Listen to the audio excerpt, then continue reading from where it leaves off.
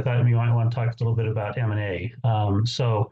Yeah, Um, no, let's end there. That is a uh, crazy hot topic in it healthcare right is, now. it is, and so obviously speeding up from 2019 to 2012, I led the communications process for six major deals at Intermountain Health. Four of them crossed the finish line. Two of them didn't. That I'm not at liberty, as you understand, to talk about. Of course. Um, but I think as you know, we're seeing it continue now with big tech, with private equity jumping in, and so it's a bit crazy, but and so leading it from a healthcare communications and marketing standpoint is interesting. The messaging needs to be done very carefully. I think way too often we just jump to overpromising benefits, and I think we had to be even careful about that when I was in that space myself. We overpromise benefits that don't always come through. I mean, and studies have proven out, cost savings, they're often usually they're promised, but they're not realized.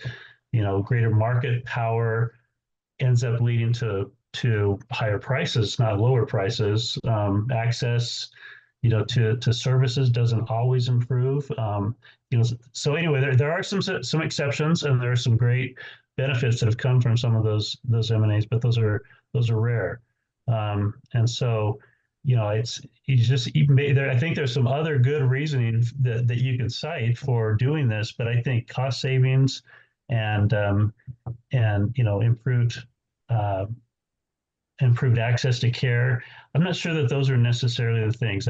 There's some others more specific ones I can think of that I would focus on, assuming it applies. We're back to seeing your LinkedIn page here, Jeremy. Is that where you want to be?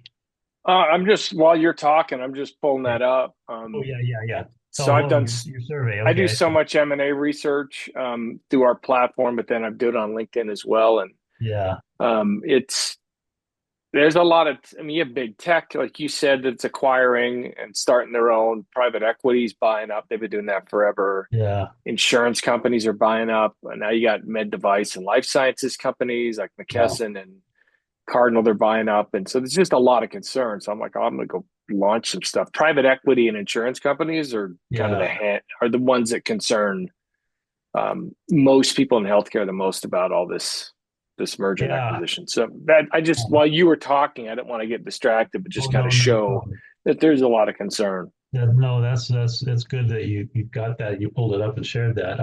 Yeah. I can speak to the health system, decisions and some of the motivating factors there, and what I really like and what I would want to promise or focus messaging and promises on are around things that really can happen, like maybe enhancing access to specialized care. When Intermountain Health went into the Las Vegas market in 2019, one of the first things we did, we said we're not going to set up hospitals here. There's enough hospital capacity. That's not what we're trying to do. We bought a medical group with 65 clinics across the area. But what they didn't have was lacking some pediatric specialty in that market, and so they were exporting a lot of their pediatric patients that needed specialized care to either Southern California or Salt Lake City.